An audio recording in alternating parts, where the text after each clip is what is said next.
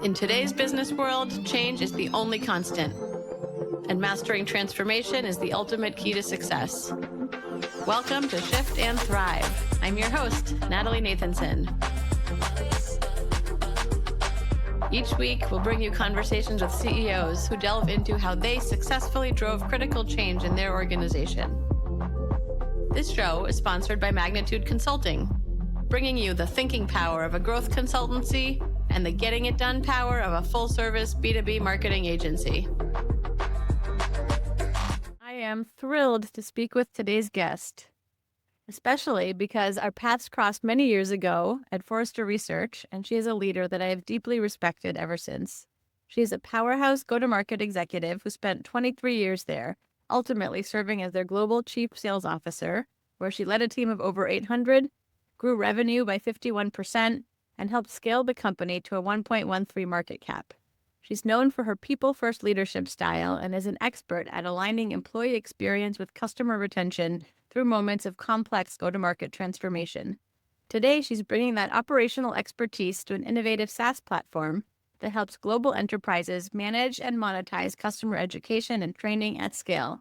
She's the Chief Revenue Officer at Thought Industries. Kelley Hippler, welcome to the show. Oh, Natalie, thank you so much for having me, and huge fan of the show and the work that you're doing. So really excited for today's conversation. Thank you. I am as well. And I know, Kelley, that transformation has been a through line across a number of your roles. And so I want to start there. And thinking back to an earlier role where you were building a more modern go-to-market motion in an industry where that maybe wasn't as common, I wanted to unpack that a bit and ask, what did that transformation teach you about how to bring an organization through that kind of change? Yes, absolutely, Natalie. So when I was at Briefly Legal, a big part of what we were doing was establishing back office support for law firms, which in and of itself is not necessarily unique on the accounting and the finance side. But what was really different was bringing a traditional B2B SaaS go-to-market arm and putting it in a sales situation where, by and large, most attorneys, it's still an eat what you kill model. And so it was a great opportunity to really reinforce the importance of great change management and that constant communication that is needed to help bring people along. It really gave us a chance to look at technology, not just for the sake of technology, but how do you embed technology into workflows to help make people's jobs easier? And then it was just another great focus and, underscored the importance of making sure that product, marketing, sales, and customer success were all aligned in order to be able to move forward and accelerate. And so while it may not sound groundbreaking to actually have sellers selling on behalf of attorneys, that is a space where most folks are, accustomed to pitching and positioning themselves. And we were able to show them that having people who are career sales people can sometimes bring a different level of expertise, because what makes her a really great attorney doesn't necessarily make for, somebody who's great at being able to sell themselves.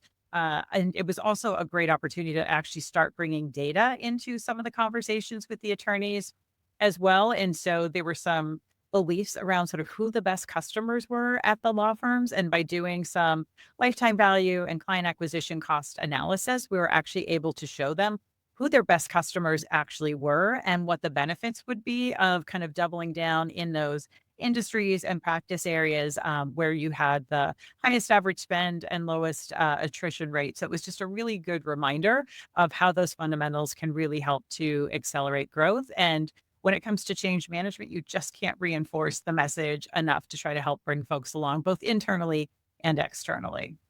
Yeah, I've been in a number of environments where maybe it's a professional services business that has, practice leads and kind of the those are the folks kind of leading the sales motions, and then you're bringing in kind of that formalized sales as you're talking about. And I know there can be kind of resistance to that. So I'm curious, like, what kind of resistance did you face, and then how did you move through that?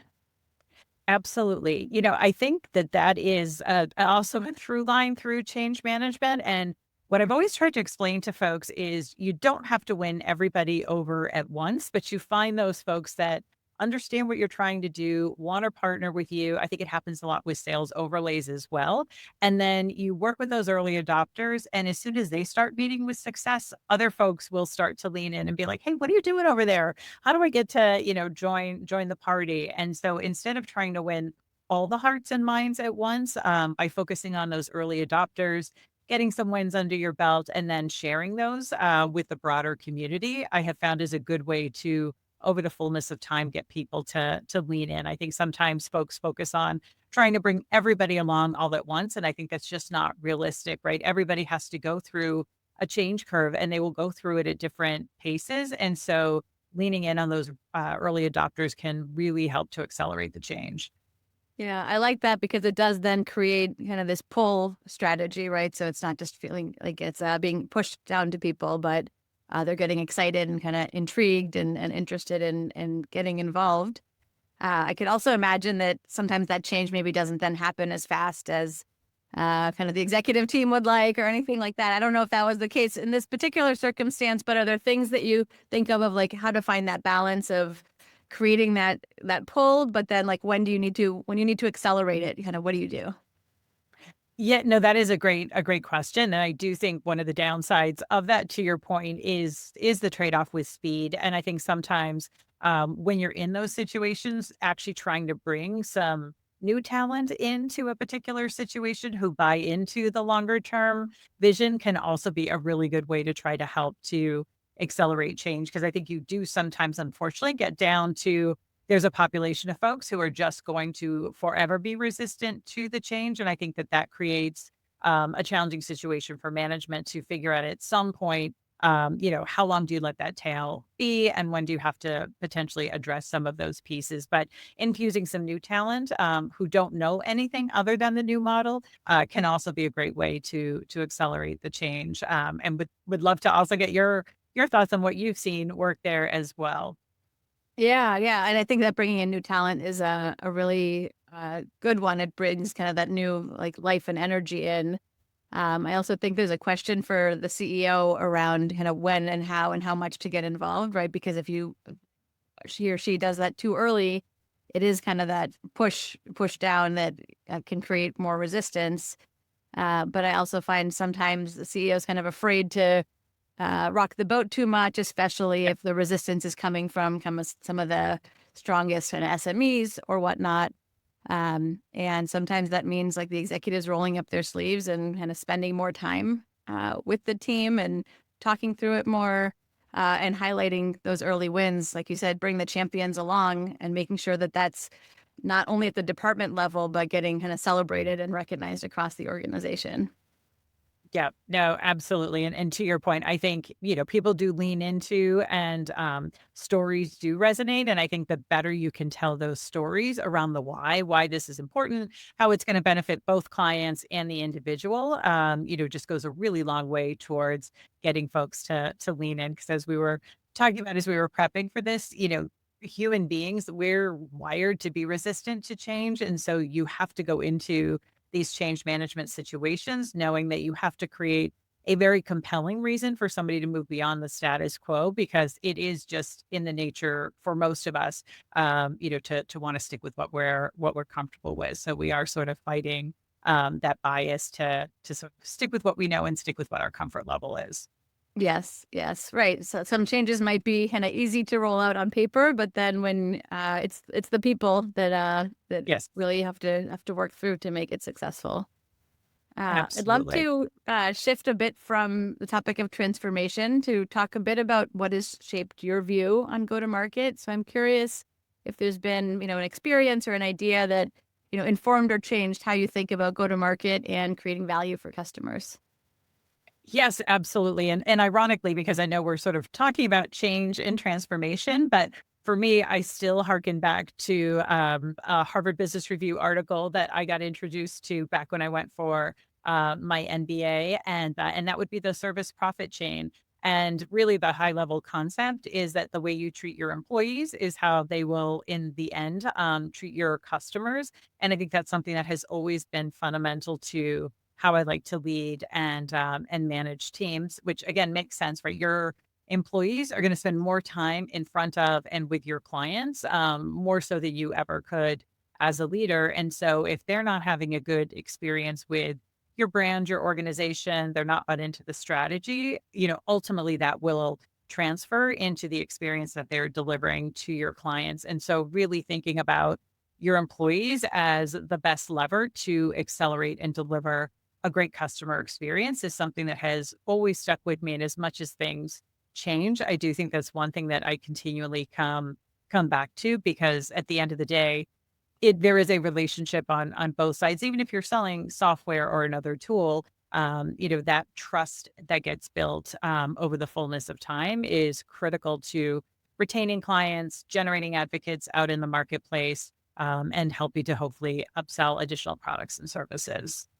Yeah, for sure. And I think we're seeing kind of more and more of this kind of both, for better and worse, depending on how it's being managed. But I think the reality is like we are living in times with a lot of change, a lot of transformation in organizations. And I think sometimes there are those unintended consequences. Like I've seen this play out in a large technology company recently where leadership wanted to or needed to reduce kind of the size of the organization. They were reluctant to call it a layoff.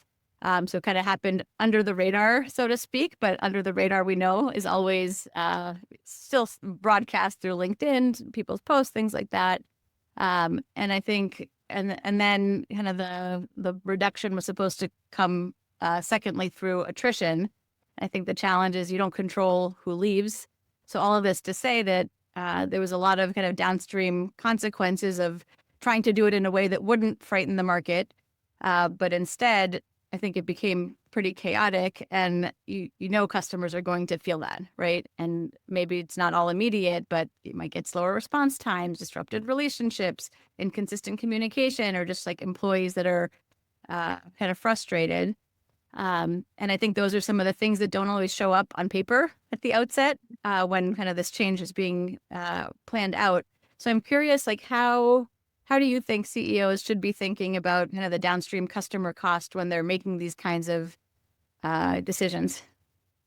Yeah, no, that is a great call out. And I think oftentimes people, quite frankly, don't. They just look at the head count, the cost of the head count, and don't necessarily take into consideration, what's going to happen if that relationship breaks? How long is it going to take to reset once we introduce a new person in there? And then what are you losing in terms of, potential renewals that may not happen, as well as upsell? And I don't think that most people think about and or forecast in the opportunity costs of breaking those relationships. I think nothing's more frustrating to a client than continually getting introduced to a new account manager or new CSM. And when we were at Forrester, we used to call it the 51st dates phenomenon, where, it is the client who then is put in the position of having to constantly educate the new account manager or new CSM on what they've been doing with the organization, what they're looking for, because especially when there is a layoff, there's no real transition plan that happens. And so I think there are a lot of impacts. And I've seen it before where going back and doing win-loss analysis,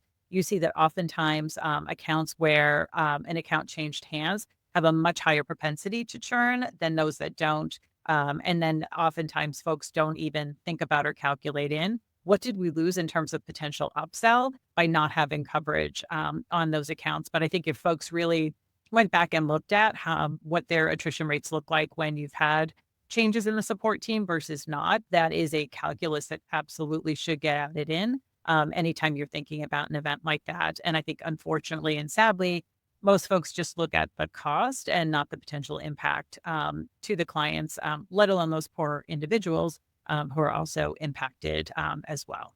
Well, and you're making me think of, process wise, what can you do proactively at the outset to mitigate against that? And I think most organizations now are, at the very least, kind of recording their sales calls, customer interaction. So, right, like doing your homework, kind of the new person coming into that relationship, do your homework, come prepared, acknowledge uh, kind of the disruption, I think can go a long way. And I'm curious, are there other kinds of things that you've done or would advise to do in those kinds of situations? Yeah, no, that is a great call out and sort of a great save with the technology and the ability to go in and get up to speed pretty quickly. I think that also while the tools are there to do that, that also then assumes that the human beings who are, in theory, probably picking up extra accounts actually have the time and the bandwidth to do that before they're expected to get on the phone. And I think oftentimes when there is, in particular, a reduction in force, folks are being asked to do more with less versus, stuff's been cleared off individuals' plates. And so I think if you are going to do something like that, really focusing on, are there other activities and time that's being spent internally, whether on meetings or administrivia, that you can actually take off of people's plates so that they have the time, the space, the mental capacity to really focus and double down on the clients and be really explicit about this. Like, hey, we know we've given you, X percent or X number more accounts to cover.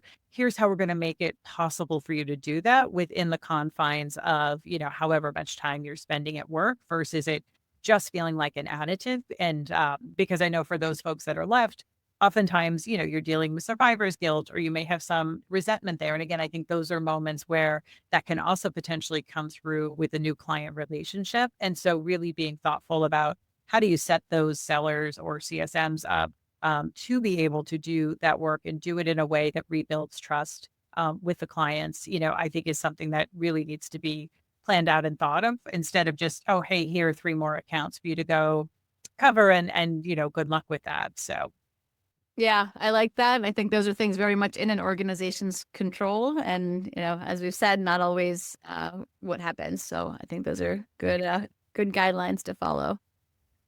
Kelley, I want to shift gears a bit and talk about AI because I know you're seeing AI play out very directly with your sales team today and seeing some great successes.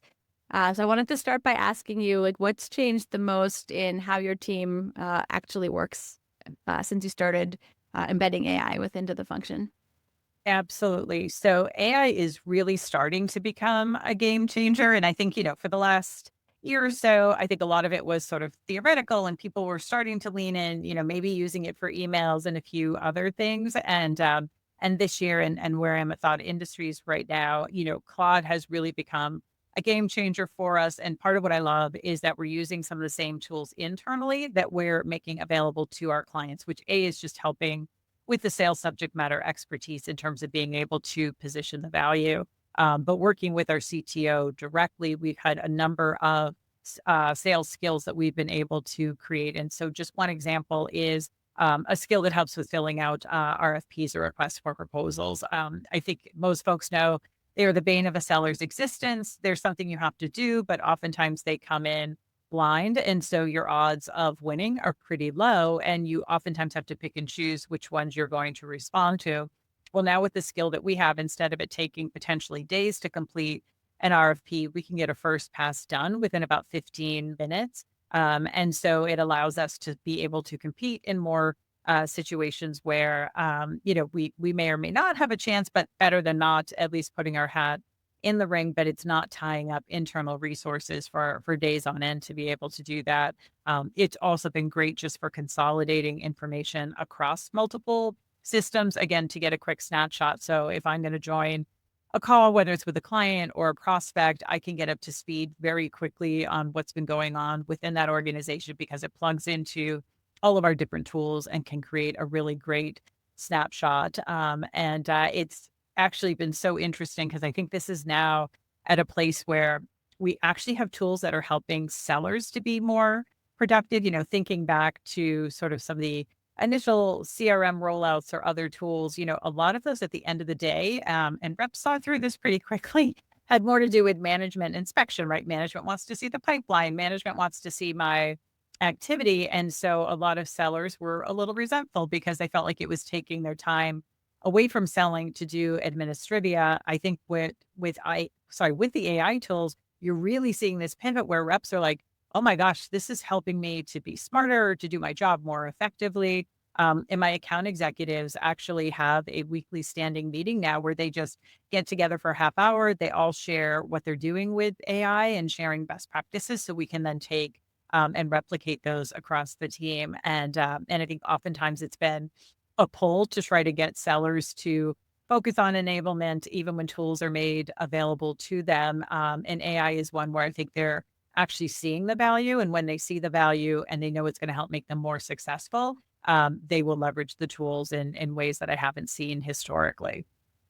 Yeah, yeah. I'm curious, what are the interactions kind of across departments or like interactions at the executive team level around, I don't know, maybe what's happening in sales versus like customer success, marketing, other kind of related areas? Yeah, that's a great question. And I think part of what we have been trying to do is that we did start initially with the sales organization. And so now that we have met with some good success there, sort of working to figure out how do we roll more of it out across the organization. And I will also say a lot of the tools. And so, we use a call recording software as an example. But it's not just viewed as a sales tool. So marketing will go in and they will, pull for competitive information or what pain points are people mentioning. And so they're leveraging it as well. And then as we've been rolling out a steady stream of AI tools, we've also set up different reports that go to the product team that help to share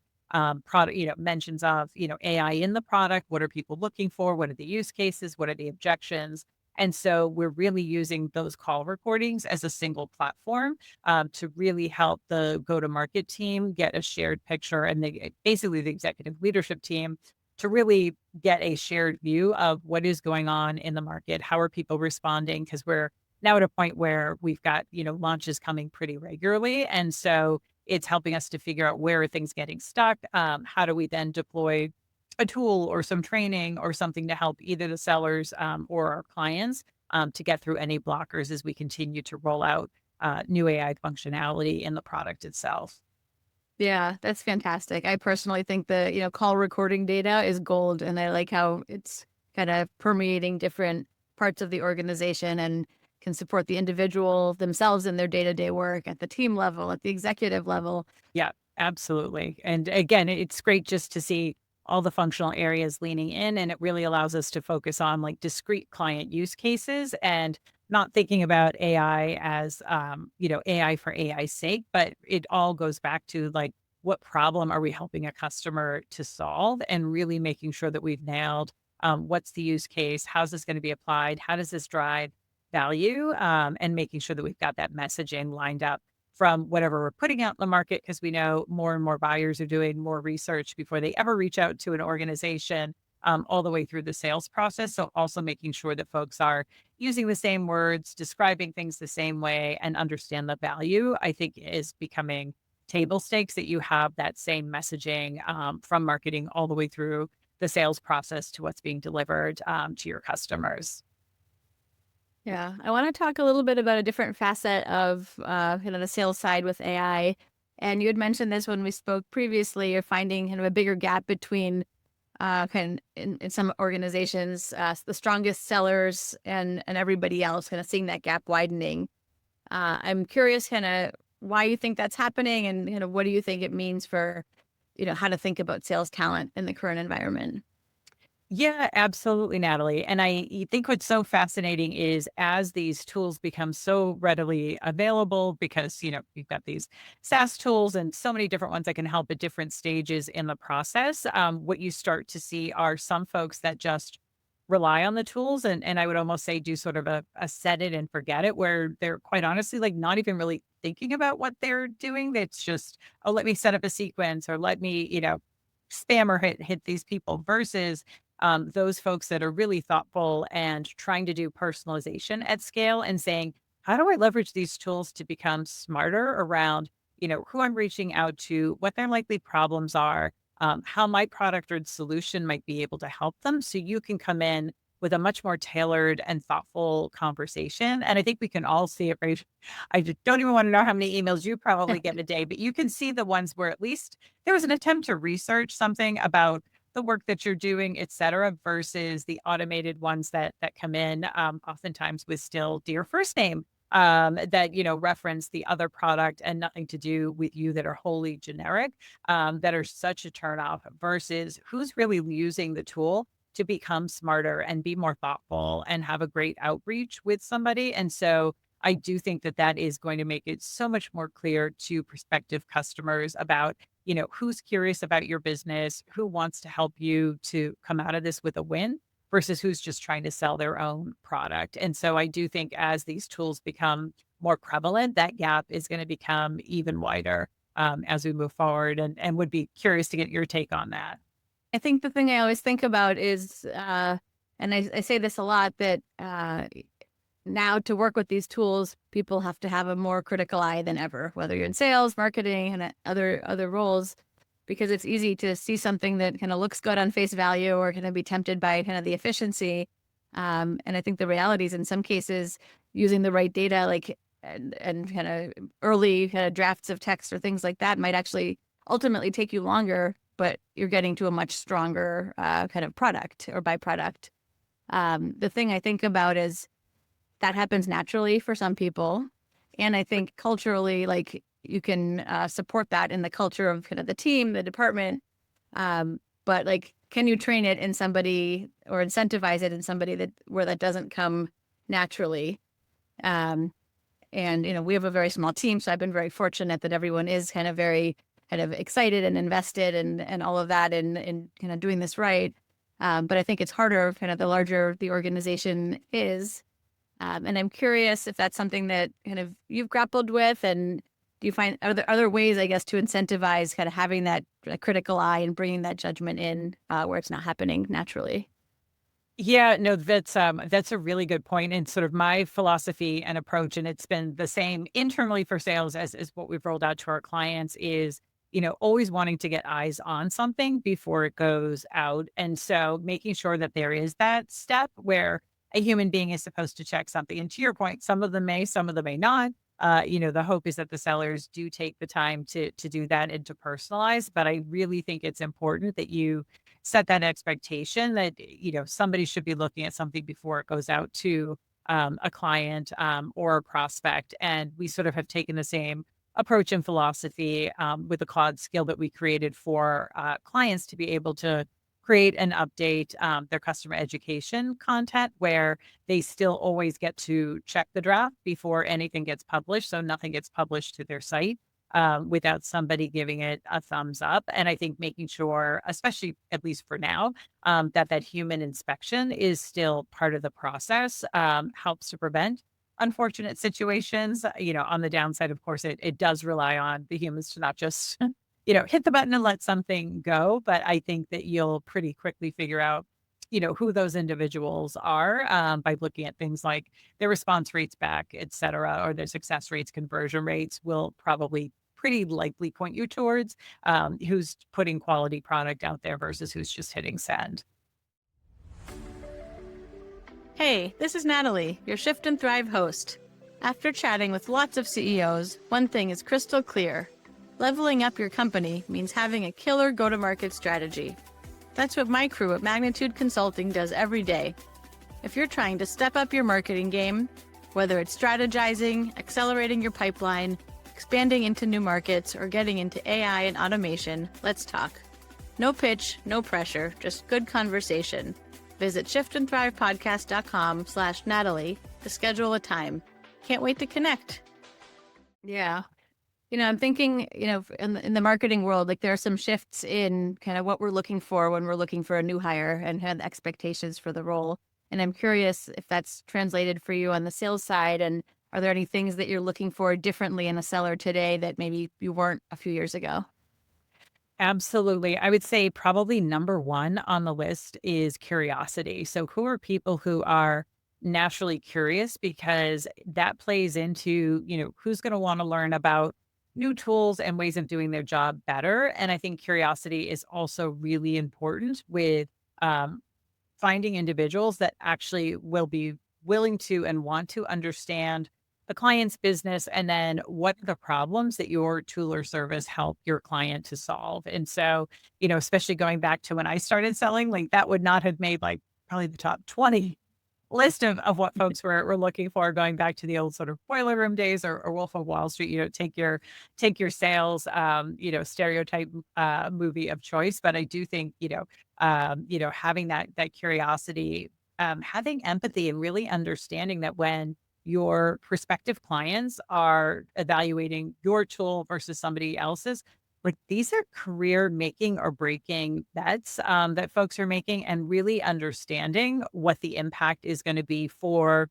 your buyer, your champion internally if your solution doesn't deliver what you say it's going to deliver, and really needing to understand that this isn't just about selling a tool or a product, but it's delivering on the value because that individual that you're selling it to has probably put political capital and in some cases potentially their job on the line to go with your solution. And so making sure that folks really do understand the implication of making sure that your company can deliver on what you promise. And so I think having that empathy is a big piece of that as well. And so I do think that what it takes to be successful now as a seller has shifted dramatically in the last 5 to 10 years.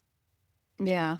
Well, and I think that point about curiosity, I think permeates, different functions. And I think about something you brought up when we spoke previously around kind of continuous learning and the concept of Mhm. everboarding, which I wasn't familiar with. But then when I did my homework after our conversation and really around the idea that the learning doesn't stop at onboarding, but needs to be continuous. And I think that ties very closely in with kind of the curiosity, right? If you're curious, you're naturally looking to do that kind of continuous learning for yourself and then hopefully supported by your organization. And I'm curious, like, what do you see as, like, what does this culture of continuous learning look like in an organization, or I guess in a sales organization?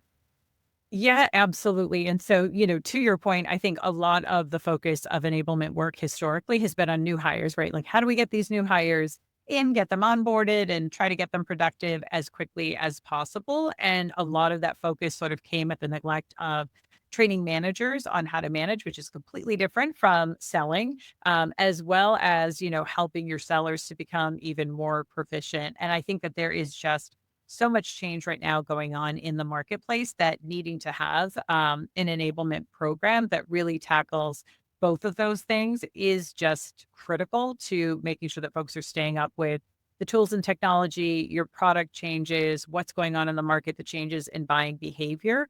And so we actually do have a weekly enablement session, and we sort of rotate across selling skills, product updates, process updates, and technology. And so we have worked on a calendar with our team. We prioritize each quarter based on what we know is coming from product, as well as what our sellers tell us that they need. And then we also go into our call recording and ask our call recording, based on our sales process and methodology, where are we the weakest right now? And so we take all of those inputs and come up with, an enablement program. And we really do try to make it more about creating space for people to practice. I know reps hate role playing, but it does really, really solve a purpose. And I think one of the challenges right now with just B2B selling in general and folks doing a lot of education up front is that pipelines are getting a lot leaner. It's much harder to get things in the top of the funnel. And so you have to make sure that you're maximizing every at bat that your sellers get. And so the best way to do that is to actually get them to practice. And I've seen it before where you have a new product launch, marketing comes up with this great, deck, you share the deck, everyone's like, great. But then it's a whole other ballgame to get people to actually say the words and not just have the slides and send the slides. And so we've really been focused on trying to create a space on a regular basis for people to actually do that practice, in a safe environment with small groups. But that has just really become table stakes, and just setting that expectation that we do enablement on a weekly basis. I think even that mindset alone, people know that it's part of the expectation of their role. They know that things are going to be changing. They know that our goal is to just get better every day. And if we do that, we will do well by our clients, and we'll make sure that the company gets to the goals that it's looking to achieve. Yeah, I think that's great, and it really does show. I think you use the term kind of mindset is that this happens on a regular basis. That it's just the part of the DNA of how kind of that team operates. When you mentioned the salespeople disliking the role plays, brought back some memories from earlier in my Yeah. career in my sales enablement days. But I was just remembering an anecdote a sales leader shared with me the other day, that they rolled out kind of a role play using actual prospect data and using kind of AI and automation Yep. to make that kind of a real world environment, and then get the coaching from kind of back from kind of the LLM, and that was kind of an unlock for that team. That all of a sudden it didn't feel as awkward because it wasn't against a colleague. It was Mhm. kind of right with technology, and in a real environment that then practicing there could then easily be applied to that actual prospect. Yeah, absolutely. I think those coaching tools are great because it really does create a safe space because you can go up against the AI as many times as you want. Some folks, I'm sure it's a one and done, and then they're comfortable sending it along to their leaders. Others, it really gives them that safe space to try again until they get comfortable with their messaging. And then to your point, you can feed it with data that makes it, very realistic and aligned to a buyer persona. I've also seen some tools where you can basically tell it like, to be aggressive or, try to shut someone down and you can, program in, again, just different types of personas that you're likely to come up against. But it is, a true safe space where the reps are sort of by themselves and, really able to practice until they get comfortable with what they're doing. So I think there's a lot of benefit from having the ability to do role plays with some of these different tools that are out there now. Yes, for sure.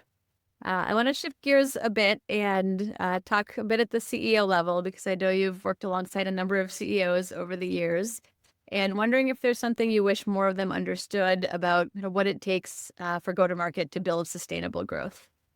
Yeah, absolutely. And I think, it's such a hard role. Obviously, CEOs are in a tough role where, they're expected to grow their businesses. Obviously, you don't become a CRO unless you're expecting the same. I've yet to see an organization that's like, we just want to stay flat, like, and then we're good. But I think really making sure that you've got not just the sort of tops down, like, here's where we're trying to get to, but actually taking the time to build a bottoms up plan as well and making sure that the math comes pretty close to tying out. I think that regardless of the technology enhancements and other tools, there are just physics to selling, right? If you have open headcount or performance management that needs to happen, there is going to be a gap until you get new sellers in. Even if you are fully staffed, right, there is a average number of days to close and a size that your pipeline needs to be in order to get to a particular revenue number. And I think more folks, in my experience that I've come across, I've seen more of it being a tops down exercise versus a combination of tops down, bottoms up. If there's a gap, having a conversation about what would need to happen in order for that, to be true and for the plan to be delivered on. And I think that that's where what starts off as an aligned plan can become very quickly misaligned across your revenue engine if folks haven't agreed on the baseline metrics. Here are the levers that we're going to go after, agreeing on sort of sales strategy in terms of are we going to expand through geo or upselling and cross selling? We're going to look for new buyers within the organizations we have. Those are all pieces of that bottoms up plan that if you're not agreeing to as part of the planning process will probably cause a lot of swirl within the organization when you then try to deliver on that plan. So I know it can feel like it's really slowing the process down, but the years where we've had a bottoms up and tops down plan where product, sales, marketing were all aligned on how we were going to get to the revenue number are some of the best years that I've had in my career. And so taking the time to drive that alignment, as my son would say, making sure that the maths is definitely a strong predictor in my experience of likelihood to then achieve the plan. Yeah, I think it's such an important point. And right, with a goal of growth or aggressive growth, the temptation is to skip some of that initial planning or getting the cross-functional buy-in. But then you end up missing the number and ending up in a worse place than where you started. I'm curious on your perspective of like, how do you know when a stretch target has crossed into something that is kind of too much and could actually create some of that negative impact? Yeah, I mean, I think if you can't actually sit down and identify like what levers would need to happen, because one of the things I love about sales is right there are a finite number of levers and it's a lot of math. And so you can pretty quickly figure out like, okay, would it have to be an increase in your top of the funnel or your win rates or accelerating deals? or some combination of all three. And I think when you start actually putting down the math and doing different scenarios and saying, what would this mean that our average, seller production would need to be, or how much higher of a win rate would we need? I think you can pretty quickly figure out what's a stretch versus what's probably not likely to happen. And I think stretch goals are great. The problem is if you really push it too far, and especially with the sales team, if you can't show them the math of how they get to plan and how they get to their on target earnings, you definitely run the risk of folks just checking out, looking for another role. And so I think there is a fine balance there. But I really do think that that's where looking at the math and saying, okay, yeah, 10% productivity increase, but here's where we're going to get it. We're going to get it through a price increase, or this tool should be able to give us a point or two. And I think really being able to build that math to say, like, okay, what would need to happen for that scenario to actually become reality, and figuring out, like, am I comfortable with that, knowing that it's a little bit of a stretch versus like, yeah, everybody would need to double productivity. Like, then you're probably going to be in a place where you're just going to have a lot of folks that are very stressed out, probably get to a lot of finger pointing, marketing's not generating the lead, sales isn't, like, I think that's when things really can start to devolve pretty quickly if folks are too far over their ski tips. And the biggest thing on go to market is just making sure that product sales and marketing all stay aligned, to be able to deliver on that plan. Because the more friction that gets introduced into the selling situation, the more it's just going to slow those results down. Yeah. I like how you're talking about kind of the finite number of levers and then kind of making sure you're clear on the assumptions behind them and kind of how you can navigate kind of those components. I'm also thinking about, changes in buyer behavior as of late, and that could actually change some of the assumptions. I'm curious what you're seeing as far as, some of those input areas, whether that's kind of pipeline or lead times, or what are you seeing in the market there? Yeah, absolutely. I mean, I'd say probably the single biggest change is just much smaller pipelines, much thinner. We used to talk about, having potentially a 3x to a 5x, or in some selling situations, a 10x. And there just aren't as many leads coming into the funnel. And again, I think that speaks to the fact that buyers are doing so much more education upfront. I also think that organizations right now, especially if they bought a lot of different SaaS tools, are sort of reevaluating, like, do we need the tools that we even have, let alone adding new ones? And so I think sellers across the board are having to adjust to having a smaller, thinner pipeline to work with, which really means you've got to do an excellent job of either qualifying or disqualifying, to make sure that the opportunities that you have that are in the pipeline are viable because of that.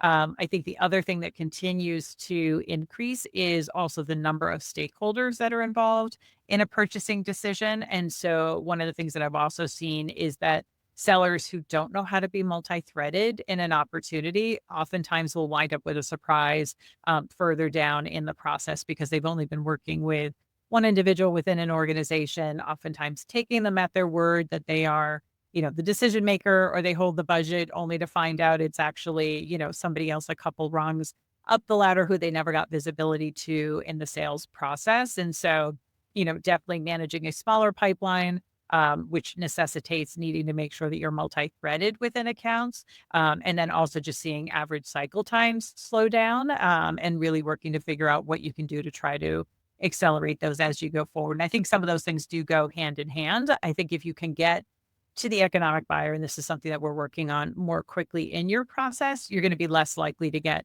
bogged down. But I think because a lot of sellers, and we all do this, we get happy ears, we get somebody who likes working with us. They tell us that they have budget. They tell us they're the decision maker. So you just keep working with that same person, even though you probably know in your heart of hearts that there are more people who need to be involved. And so if you don't do that work up front to really map out the organization, the decision-making process, and then the paper process, which is a whole new selling process in and of itself now within a lot of enterprises, you will really find your sales process slowing down on the back end.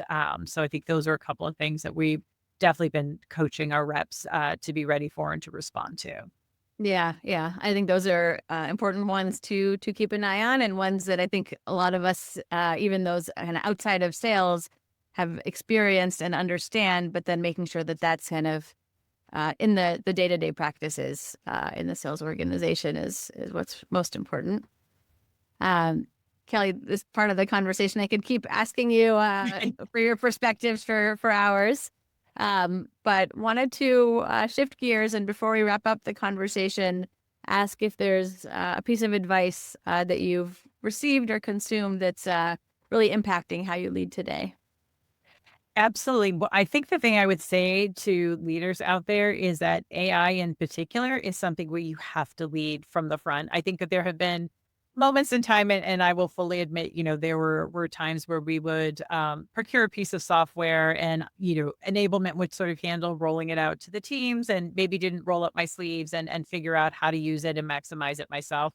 I don't believe AI is something where leaders can sort of sit on the sidelines. I think leaders really need to lean in, embrace it, make sure that you're staying up to speed on not only what tools do you have, but what tools may be coming that could help your sellers to be more productive as you move forward. And this truly is a lead from the front moment for sales leaders out there. And so I would definitely encourage folks, if they're not really leaning in on AI, to help make themselves more productive, but also to set a good example for their sellers to definitely embrace it. Yeah, I think that is very good advice. I couldn't agree more, and I think that permeates, every facet of the organization. That you can't really get away with just pushing it down. You have to kind of internalize it because it is that big of a disruption and change to the market. So thank you for everything that you shared here. This has been wonderful. And if listeners want to get in touch, what's the best way for them to do that? Yeah, best way, Natalie, would just be through LinkedIn. So Kelley Hippler, and always happy to connect with other folks on go-to-market. So something I'm just slightly passionate about. So always happy to make connections there. Wonderful, wonderful. And you are a wealth of experience and examples from throughout your career. So that's a wonderful offer. And I loved hearing so much of what you shared with us today, especially the connection between kind of the employee experience and kind of the customer or prospect experience, especially during periods of change. I think that's so true. And then the physics of sustainable growth and really how you can kind of dig in and make sure that the assumptions under the numbers can actually work. So just to name a couple, but there were so many valuable takeaways in what you shared. So thank you for that. Oh, well, thank you, Natalie. Really enjoyed the conversation. I did as well. And thank you too to everyone who's listening. And if today's conversation sparked something for you, and I am sure that it did, please pass this along to another leader in your network, because we know these are the kinds of conversations that help all of us scale smarter, build stronger, and create more resilient go-to-market engines. So thank you so much again, Kelley. And this has been another wonderful conversation on Shift and Thrive. I'll see you all next time. That's a wrap for this week's episode. For show notes and more, visit shiftandthrivepodcast.com. A special thank you to our sponsor, Magnitude Consulting, bringing you the thinking power of a growth consultancy and the getting it done power of a full-service marketing agency to help B2B companies fuel their growth. For more information on Magnitude and to get your complimentary transformation readiness assessment, visit magnitudeconsulting.com/getready. Thank you so much for listening. We'll see you next week.